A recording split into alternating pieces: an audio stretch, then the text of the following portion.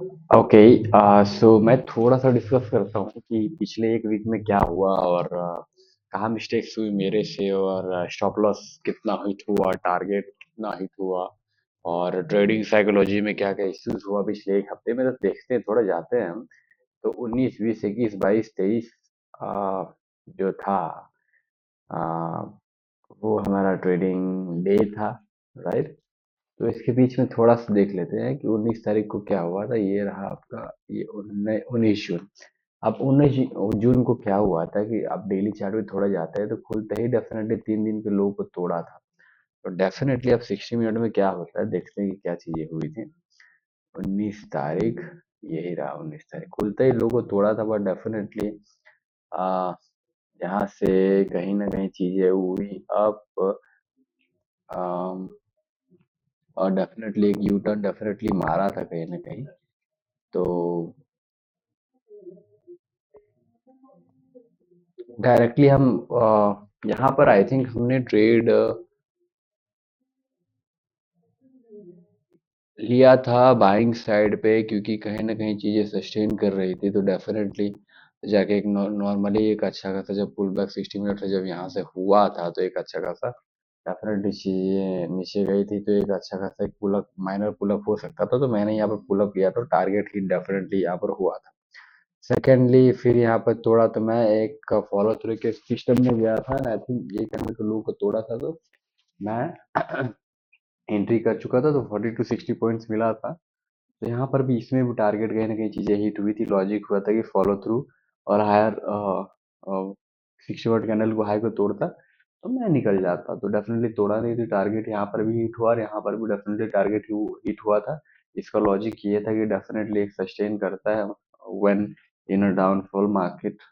चीजें यदि 2-3 candle sustain करती है और ऊपर जाने का ट्राई करता है, डेफिनेटली वहां से बाइंग साइड पे जा सकते हैं। वही अपसाइड का नॉर्मली होता है 90% टाइम। तो लॉजिक यही था। अब यहाँ पर मैंने ये मिस्टेक किया था, डेफिनेटली यहाँ पर एक फॉलिंग हुआ था और कंटिन्यूसली मैं एक्सपेक्ट कर रहा था कि यहाँ से कंटिन्यूसली एक और फॉल हो सकता है। बट यहाँ पर 60 मिनट ये जो है थर्ड पोजीशन में था।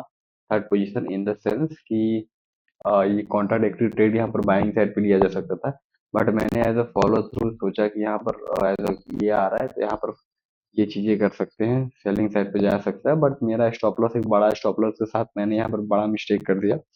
ये 60 मिनट के हाई, आई थिंक 60 मिनट के हाई कैंडल तक वेट मैंने किया कि चीजें क्या बन रही है। और अच्छा खासा मैंने यहाँ पर I think 2 to 3 times normal जो स्टॉप लॉस होता है 40 to 60 पॉइंट्स का मैंने कर दिया था, जो कि बिग ब्लंडर मैंने किया था चीजों को। तो एक मिस्टेक मेरे पे डेफिनेटली 21 जून को हुआ था कि थोड़ा सा वेट काम कीजिए और फोमो में फियर ऑफ मिसिंग आउट पे गलत ट्रेड भी चीज हो जाती है। पोजीशन भी देखे और स्टॉप लॉस का साइज भी देखे, मनी मैनेजमेंट मैंने यहाँ पर डेफिनेटली तोड़ा था चीजें। तो यहाँ पर जो 21 जून को था मिस्टेक डेफिनेटली हुई थी।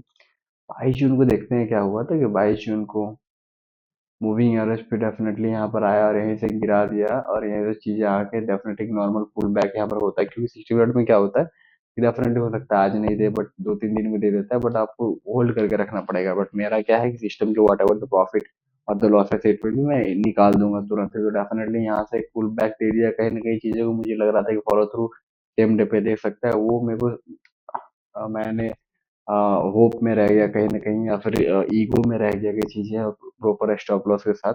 स्टॉप लॉस 61 कैंडल का हाई को तोड़ा तो मैं निकल गया यहाँ पर। तो यहाँ पर ऐसा लिया यहाँ पर 2 दिन लगातार 21 और 22 को डेफिनेटली यहाँ पर हुआ था। क्योंकि कहीं ना कहीं थोड़ा सा स्ट्रेटजी को समझने में या फिर प्रॉपर तरीके से चीजों को पकड़ने में कहीं ना कहीं मिस्टेक भी हुआ था। और यहाँ पर किस तरीके से it was a big blunder in terms of की मनी मैनेजमेंट वो जरूरी है करना। और चीज़ों को कंट्रोल करना ज़रूरी है कि चीज़ों को समझना कि कहाँ पर क्या चीज़ें बन रही हैं और थोड़ा स्लो चीज़ों को करना और हाई सेटअप के थ्रू ही ट्रेड लेना। अदरवाइज हाई क्वालिटी सेटअप नहीं है तो ट्रेड नहीं लेना, वेट एंड वॉच। क्योंकि it's all about the wait and watch game. आप वेट एंड वॉच नहीं करोगे तो चीज़ें बहुत ज़्यादा ब्लंडर हो जाती है।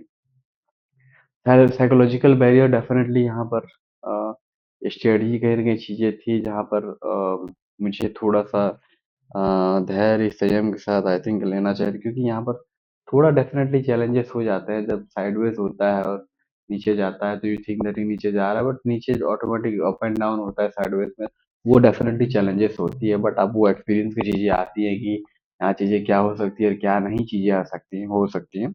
डेफिनेटली बहुत सारी चीज़ें जो ट्रेडिंग में होती हैं, सेटअप भी होता है, वो एक्सपीरियंस से आता है, बहुत सारी चीज़ें होती है। मेरा सिस्टम क्या है कि I am a trend trader हूँ मैं, तो क्या होता है कि daily chart is just for the overall view, important support level और रेजिस्टेंस लेवल देखने के लिए करता हूँ, but 60 minute is the trend decider और 50 minute is for the entry normally होता है।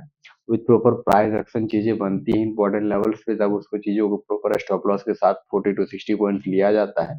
नॉर्मली लॉजिक यही होता है। अब मेरा टारगेट ये है फ्रॉम नेक्स्ट वीक, मतलब कल से, ट्यूसडे से, या फिर कभी भी और जो है कि हाई क्वालिटी ट्रेड सेटअप्स को चेज किया जाएगा।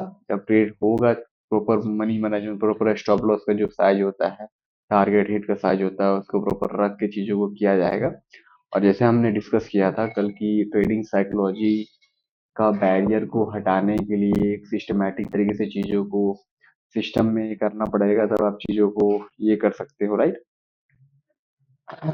कि ग्रीड आ जाता है, फियर आ जाता है, और बहुत सारी चीज़ें जो मैंने डिस्कस किए थे कि हाँ ये चीज़ें आती हैं। और थोड़ा सा जाता है कि क्या क्या चीज़ें हैं, इसमें क्या क्या चीज़ें होती हैं, थोड़ा सा डिस्कस कर लेते हैं। Trading emotional master, I think ये वीडियो है, तो ये इसमें जाते हैं। तो हमने डिस्कस किया था, क्या होता है कि बहुत बार अर्जेंसी के कारण या फिर fear of missing out, I think कहीं ना कहीं इम्पैक्ट ट्रेडिंग साइकोलॉजी का था कि फास्ट प्राइस मूवमेंट किया तो मैंने डोपामिन ओवर के कारण लेट इंट्रीज का डेफिनेटली यहाँ पर हुआ था 21 जून को। 21 जून की बात कर रहा हूँ, हाँ, तो उसके कारण कहीं ना कहीं ये अफेक्ट हुआ था। तो भाई इसको क्या रिप्लेस हुआ, तो entry checklist and no change rule. तो भाई ये चीजें करनी पड़ेगी कि क्या मेरा सिस्टम ये अलाउ कर रहा है, क्या मेरा मनी मैनेजमेंट अलाउ कर रहा है चीजों को। और कहीं ना कहीं ये जो चीजें थी, वो थोड़ा साइडवेज हो जाता है, तो वो डेफिनेटली चीजें एक्सपीरियंस से आती हैं। और बिग ब्लंडर चीजें हो जाती है, और यहाँ ना कहीं ये लॉसेस हुए थे पिछले वीक, तो डेफिनेटली उसका भी इम्पैक्ट था कि, और ईगो में अटैच करके चीजों को ले जाते हैं, तो उस चीज को प्रॉपर तरीके से आप जब स्टॉप लॉस फिक्स रखोगे, हाई क्वालिटी ट्रेड को लोगे, तो चीजें, और प्रॉपर प्राइस एक्शन, क्योंकि we are a trend trader, तो प्राइस एक्शन को इज वेरी इंपॉर्टेंट, क्योंकि ये जो मूविंग एवरेज है, it's just for the more clarity and to see the important levels. But price action is the king. Price action is everything. So we chase the price action. Super trend is the stop loss. ये stop loss हम लगते हैं कि ये super trend stop loss है normally. Moving average shows important level and how price is moving, right? And price action is everything. How candle is forming and which level candle is forming, that is also important. In sideways level it confuses a lot, but as a trader बहुत बार क्या चीजें होती है कि आप बहुत बार चीजों को पकड़ नहीं पाते हो। वो चीजें एक्सपीरियंस से चीजें बहुत बार आती है कि वो 90% चीजें अवॉइड हो जाती है, बहुत बहुत बार अनसर्टेनिटी होता है, आप मिस्टेक कर देते हो, तो वो दैट इज ओके। मिस्टेक करना बहुत बार हो जाता है 10%, बट वो मिनिमाइज चीजें एक्सपीरियंस से आती है कि हाँ 10% जो है वो 1% और कर लेंगे, 9%, तो चीज़ों का आते, बट हाँ डेफिनेटली मिस्टेक्स होगी, बट हमारा काम है money management, proper stop loss, proper तरीके से ट्रेड, हाई क्वालिटी ट्रेड लेना, फियर में ना आना, या फिर लॉसेज जो होते हैं प्रॉपर तरीके से, भाई मेरा यही, जब स्टॉप लॉस पूरा हो गया तो फियर डेफिनेटली हट जाता है कि जाने का यही जाएगा।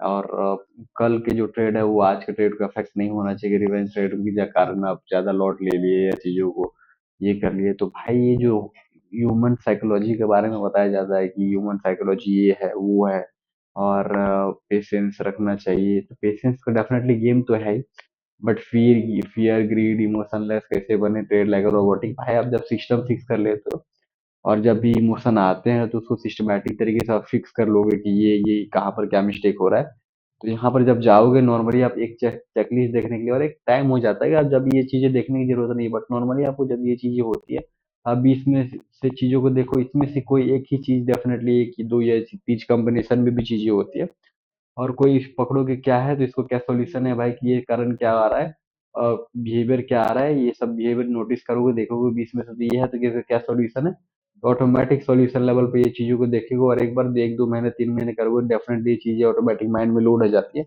और ऑटोमेटिक चीजें जब आप करोगे तो ये ऑटोमेटिक सबकॉन्शियस माइंड में बैठ जाता है, तो बार बार चीजों को देखने की जरूरत नहीं होता। जब आप देख लेते हो 28 दिन या 20 दिन की बोलते हैबिट को बनने के लिए जो भी टाइम लगता है, तो ऑटोमेटिक सबकॉन्शियस माइंड में चीजें बैठ जाती हैं, राइट। तो बस यही था कि वीकली के चीजों को मैं एक्सप्लेन कर रहा था। हाँ, 21 को तो मैंने डिस्कस किया, 22 को डिस्कस किया, तो ये जो 23 जो था, आई थिंक 23 वॉज फ्राइडे, हाँ फ्राइडे। फ्राइडे को डेफिनेटली मूविंग और फिर डेफिनेटली आया फर्स्ट कैंडल जो है। मैंने डिस्कस भी किया था फ्राइडे को मॉर्निंग को कि 60 पॉइंट कुछ कैंडल बनाता है, इसको लो को तोड़ता है तो मेरा एंट्री हो जाएगा।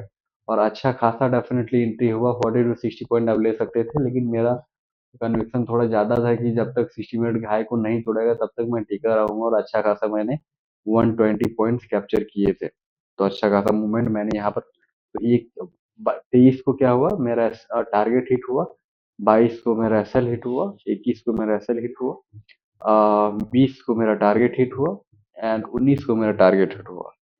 तो आई थिंक तीन सही थे और दो मैं गलत गया, बट यहाँ पर कहीं ना कहीं मनी मैनेजमेंट कारण और चीजों के कारण आई थिंक मेरा रिस्क रिवॉर्ड थोड़ा माइनस ही, नेगेटिव कहीं ना कहीं वीक में रहा। बट डेफिनेटली अगले वीक से मैं ट्राई करूंगा कि फिक्स रिस्क रहे, स्टॉप लॉस फिक्स साइज में रहे, चीजें ज्यादा ना रहे। जितना मनी मैनेजमेंट प्रॉपर तरीके से जाए और पेशेंस के थ्रू लिया जाए without being affected with the losses on the past or the profit with the past और ओवर बिना ओवर कॉन्फिडेंस की चीजें हुए, राइट। तो बस कॉन्फिडेंस से चीजों को करना है। डेफिनेटली चीजें मिस्टेक्स होती है, बट आपको इम्प्रोवाइज करते रहना है। ऐसा नहीं कि बार बार आप, if you want to see changes on your life, if you are doing same thing and expecting the different result, तो वो होने वाला नहीं है। चीज़ों को देखो, समझो, मिस्टेक्स को इम्प्रोवाइज़ करो, और एक्सपीरियंस से चीज़ें बहुत सारी चीज़ें आती है, but definitely money management is very important, जिसको आपको इम्प्लीमेंट करके चलना है, राइट। तो यही मैं डिस्कस करने वाला था। ये मैंने डिस्कस किया कि हाँ, डेफिनेटली चीज़ें मिस्टेक्स होती है एज ए ट्रेडर, और डेफिनेटली ह्यूमन बिहेवियर, बहुत सारी चीज़ें आती है जो वीकनेसेस हमें लगती है कि नहीं ये मेरा मिस्टेक है या फिर तो मेरा साइकोलॉजी है। वो सिस्टमैटिक तरीके से उसको हटाने का, रिमूव करने का तरीका मैंने आपको बताया ऑलरेडी, डिस्कस किया है कि जो ट्रेडिंग साइकोलॉजी है, डेफिनेटली उसको मैंने डिकोड किया और मैंने बताया बहुत सारे मिथ्स, जिसको आप डिकोड कर सकते हो with proper systematic based approach, right. Okay then, thank you. Thanks for watching.